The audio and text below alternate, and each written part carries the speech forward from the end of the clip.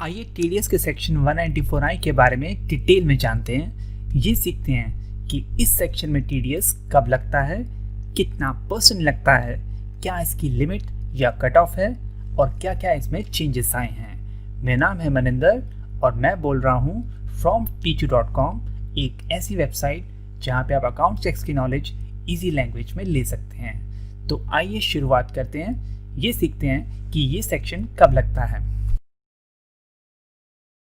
इस सेक्शन में टीडीएस लगता है अगर हम किराया पे करते हैं। किराया कौन पे करता है? किराया हमेशा किराएदार मकान मालिक को पे करता है। तो जो वो किराया पे करेगा उसमें से वो टीडीएस काट के बैलेंस की पेमेंट करेगा। आइए एक एग्जांपल लेते हैं। सपोज दो पार्टीज हैं, ए और बी। ए ने अपना ऑफिस बी को किराए पे दिया, सपोज 1 लाख रुपए पे। तो बी इसको पैसे देगा। 1 लाख का बिल दिया इसने, तो इसने इसको पूरे 1 लाख दे दिए। ऐसा तब जब कोई टीडीएस नहीं है। मानो इसी ट्रांजैक्शन में टीडीएस है तो क्या होगा?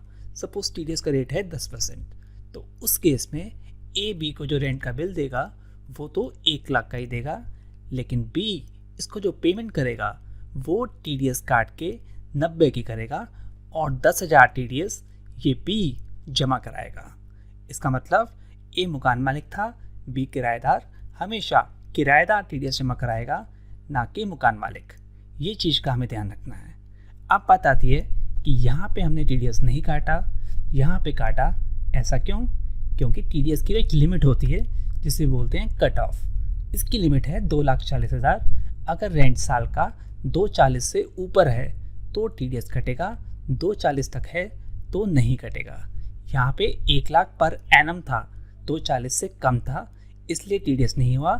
यहाँ पे 1 लाख पर मंथ था, यानी कि साल का हो गया 12 लाख, 2,40 क्रॉस हो गया इसलिए इस पे टीडीएस लगा। तो कोई आपसे पूछे कि 194I की कट ऑफ क्या है तो आप क्या कहेंगे? याद करिए 194I की कट ऑफ होती है 2,40,000 रुपये पर एनम। इसका मतलब अगर आपका रेंट 2,40 तक है तो उस केस में कोई टीडीएस नहीं लगेगा।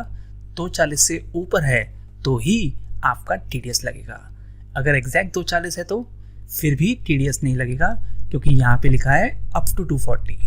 ये चीज़ का आपको ध्यान रखना है। आइए कुछ एग्जांपल्स लेते हैं। सपोज हमारा 1 महीने का रेंट है 10,000। तो पहले तो आप एनुअल निकालिए, कितना हो गया? 10,000 इंटू 12 करेंगे तो हो जाएगा 1,20। ये 2,40 से कम है इसलिए इस पर टीडीएस नहीं काटना है। ये चीज़ का ध्यान रखना है। ऐसी सपोज आपका रेंट है 20,000, तो साल का हो गया 2,40। 2,40 ही लिमिट है। अब क्या करें? अगर 2,40 तक है तो टीडीएस नहीं काटना, एक्सीड पे काटना है। तो इस केस में भी टीडीएस नहीं कटेगा क्योंकि एग्जैक्ट 2,40 है। ऐसी सपोज ये केस देखते हैं। यहाँ पे है 25,000, तो साल का हो गया 3 lakhs। ये 2,40 से ज़्यादा हो गया। अगर ज़्यादा हो गया तो उस केस में आपको टीडीएस काटना है। अब बात आती है कि किस अमाउंट पे काटना है, 2,40 पे या फिर जो एक्सेस 60,000 हैं उस पे। तो इसमें रूल कहता है कि अगर लिमिट एक्सीड हो रही है तो पूरे पे काटिए, ऐसा नहीं कि एक्सेस पे काटिए। इसका मतलब पूरे 3 लाख पे टीडीएस कटेगा। सपोज टीडीएस का रेट 10% है तो ये 3 लाख का 10% हमें टीडीएस काटना है। लेकिन ध्यान रखना कि पूरे साल का टीडीएस एक साथ नहीं काटना। जैसे जैसे रेंट जा रहा है महीने में वैसे वैसे आपको टीडीएस काटना है। इसका मतलब हर महीने आपको 25,000 पे 10% काटना है। ऐसा नहीं करना कि पूरे 3 लाख का टीडीएस एक साथ ही काट दिया। अभी तक जो हमने क्वेश्चंस किए उसमें हमने पूरे साल का रेंट लिया, देखा कि वो 2,40 एक्सीड हो रहा है तो फिर टीडीएस कटा, अगर नहीं हो रहा तो फिर टीडीएस नहीं कटा। पर कई बार क्या होता है, हम जो प्रॉपर्टी किराए पे लेते हैं वो साल के बीच में लेते हैं। सपोज यहाँ पे हमने लिया है 30,000 पर मंथ रेंट पे फ्रॉम 1 फरवरी। तो इस केस में हम टीडीएस काटें या फिर ना काटें। तो इस केस में जो आपको रेंट लेना है वो पूरे साल का नहीं लेना, आपको till the end of the financial लेना है। आपका फाइनेंशियल एंड होता है 31 मार्च को, तो आप 31 मार्च तक का रेंट देखिए कितना हो रहा है। हमने एग्रीमेंट स्टार्ट किया 1 फेब से लेकर 31 मार्च तक, खाली 2 महीने होते हैं, तो आपको 2 महीने का रेंट देखना है। 2 महीने का रेंट हो गया 30,000 इंटू 2 यानी कि 60,000।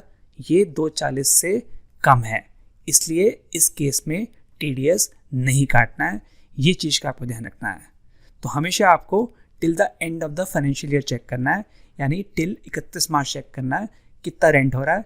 अगर 240 एक्सीड हो रहा है तो काटना है, अगर नहीं हो रहा है तो नहीं काटना है। आइए एक और एग्जांपल देखते हैं।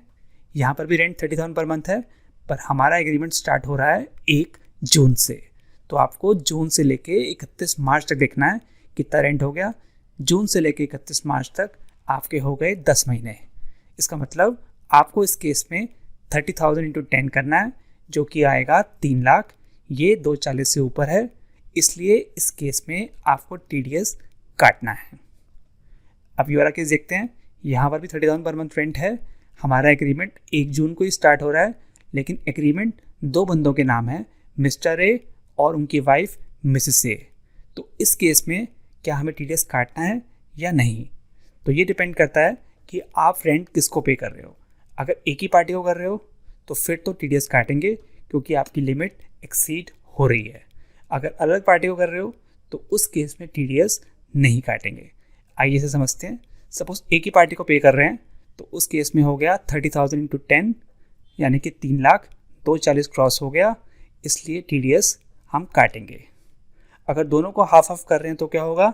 तो एक बंदे को खाली 1.5 लाख मिला, 240 से कम मिला, इसलिए आपको इस केस में टीडीएस नहीं काटना है। तो इसका मतलब ये हुआ कि आपको जो लिमिट देखनी है वो पर पर्सन देखनी है 240 की, पर एक्सपेंस नहीं देखनी। एक बंदे को 240 से ऊपर दे रहे हो तो फिर टीडीएस काटना है, एक बंदे को नहीं दे रहे हो तो टीडीएस नहीं काटना।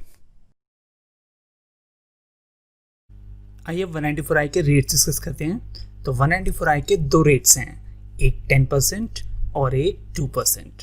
ये जो 10% है ये लगता है लैंड एंड बिल्डिंग और फर्नीचर एंड फिटिंग के केस में, और ये जो 2% है ये लगता है प्लांट एंड मशीनरी के केस में।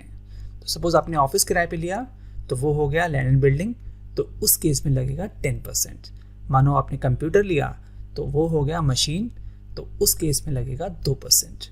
ऐसी सपोज आपने जनरेटर किया तो वो भी मशीन है, उस पर भी 2% लगेगा। लेकिन सपोज आपने फर्नीचर लिया किराए पे, वो यहाँ पे आएगा, उस केस में 10% लगेगा। आइए इसको समराइज़ करते हैं। हमें बताना है कि इन केसेस में कितना टीडीएस लगेगा। यहाँ पे हमने ऑफिस किराए पे लिया है, ऑफिस बिल्डिंग होता है तो फिर 10%। यहाँ पे जनरेटर है तो 2%। यहाँ पे कंप्यूटर है, ये भी मशीन है, तो 2%। यहाँ पे चेयर्स हैं, चेयर्स आपका फर्नीचर एंड फिटिंग होता है, तो इस केस में 10% लगेगा, 2% नहीं लगेगा। तो ये तो हो गए नॉर्मल रेट्स जो कि चल रहे हैं, लेकिन ये लॉकडाउन की वजह से थोड़े से चेंज हो गए हैं। आइए उसको डिस्कस करते हैं कि क्या चेंजेस आए हैं बिकॉज ऑफ लॉकडाउन। आइए समझते हैं कि सेक्शन 194I में क्या चेंज आया है बिकॉज ऑफ लॉकडाउन। जैसे कि आपको पता है गवर्नमेंट ने टीडीएस के रेट्स कम कर दिए हैं बाय 25%। इसका मतलब जैसे लैंड बिल्डिंग का रेट 10% है तो अब 10% नहीं लगेगा, 10% में से 25% घटा के बाकी लगेगा। तो बाकी निकालेंगे तो आएगा 7.5%। कैसे आया? 10% रेट था, 25% कम कर दिया, यानी कि 2.5% कम कर दिया, तो बचा 7.5%। तो आज की डेट में आपको जो लैंड बिल्डिंग पे रेट लगाना है वो 10% नहीं 7.5% लगाना है। ये चीज़ का आपको ध्यान रखना है। ऐसी सपोज मशीन है, इसका रेट था 2%, इसका भी इन्होंने 25% कम कर दिया। अगर आप निकालेंगे तो आएगा 0.5%, तो इसका अब लगेगा 1.5%। तो आज की डेट में आपसे अगर पूछे तो लैंड बिल्डिंग का क्या रेट है, तो आप बोलना 7.5%। ऐसे ही मशीन का बोलना 1.5%। ध्यान रखना कि बिल और पेमेंट दोनों 14 मई से 31 मार्च के बीच में है तो ही माना जाएगा। मानो बिल आया था 1 अप्रैल को, पेमेंट आपने बाद में करी है, तो उस केस में नॉर्मल रेट ही लगेगा 10% का। अगर आपका बिल भी बाद का है और पेमेंट भी बाद का है तो ही आपका ये वाला लेस वाला रेट लगेगा। एक और चीज़, ये जो चेंज किया है ये टेम्परेरीली किया है, टिल 31 मार्च किया है, उसके बाद नॉर्मल वाले रेट ही लगेंगे, वापस से 10% और 2% रेट हो जाएगा। ये चीज़ का आपको ध्यान रखना है। आइए इसे समराइज़ करते हैं। तो आप कह सकते हैं कि 194I सेक्शन है रेंट का, इसकी कट ऑफ है 240, 240 तक रेंट है तो कोई टीडीएस नहीं, इसके ऊपर है तो टीडीएस लगेगा। कितना परसेंट? बिल्डिंग और फर्नीचर पे 10% और मशीन पे 2%। लेकिन आज की डेट में ये रेट लग रहे हैं 7.5 इस पे और इस पे 1.5। इसको भी समराइज़ कर लें। ये हमारे नॉर्मल रेट थे। ऑफिस पे 10%, जनरेटर और कंप्यूटर पे 2% और फर्नीचर पे 10%। पर टेम्प्रेरी रेट्स इसका 7.5 हो गया, इसका होगा 1.5, इसका होगा 1.5 और फर्नीचर का 7.5।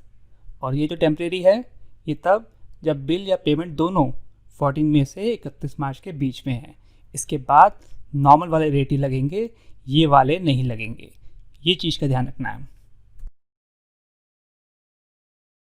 अभी तक हमने जितने भी क्वेश्चंस देखे हैं वो सारे बिना जीएसटी के देखे हैं। जैसे कि ये वाला केस, यहाँ पे ए ने जो बी को बिल दिया है वो 1 लाख का दिया है, बी ने इसका 10% टीडीएस काटा है यानी कि 10,000 टीडीएस काटा है और बैलेंस 90,000 की पेमेंट करी है। तो ये केस हो गया बिना जीएसटी के। मानो इसी बिल पे जीएसटी भी लगा है तो क्या होगा? तो उस केस में जो ए बी को बिल देगा वो जीएसटी के साथ देगा। यानी इस बार जो बिल दिया वो 1 लाख प्लस 18% जीएसटी का देगा, यानी कि 1,18,000 का देगा। जो बी टीडीएस काटेगा वो कितना काटेगा? बी जो टीडीएस काटेगा वो इस केस में भी 10,000 ही काटेगा, यानी इस 1 लाख पे ही काटेगा। ऐसा नहीं होगा कि इस पूरे 1,18,000 पे काट रहा है। तो आपको ध्यान रखना है कि जीएसटी पे आपको टीडीएस नहीं काटना, जो बेस अमाउंट है 1 लाख उसी पे ही काटना है। तो यहाँ पर भी टीडीएस हमने 1 लाख पे काटा, यहाँ पर भी आपको 1 लाख पे ही काटना है। अब बात आती है कि पार्टी को पेमेंट कितने की होगी, तो वो होगी 1,18,000 माइनस 10,000 यानी कि 1,08,000। तो समरी ये हुई कि अगर रेंट का बिल आता है जीएसटी के साथ तो भी आपको बिना जीएसटी वाली अमाउंट पे टीडीएस काटना है, यानी कि इस 1 लाख पे काटना है, 1,18,000 पे नहीं काटना। अब बात आती है कि ये किस कब आएगा और ये किस कब आएगा। तो रूल ये कहता है कि रेजिडेंशियल प्रॉपर्टी पे नॉर्मली जीएसटी नहीं लगता। तो वो हो गया ये वाला केस। इस केस में बिना जीएसटी का बिल आता है नॉर्मली। लेकिन अगर कमर्शियल प्रॉपर्टी है और ये जो ए है ये रजिस्टर्ड है तो उस केस में ऐसा बिल आएगा और आपको 1,18,000 का बिल मिलेगा। इस केस में भी आपको जो टीडीएस काटना है वो 1 लाख पे ही काटना है, ना कि पूरे अमाउंट पे।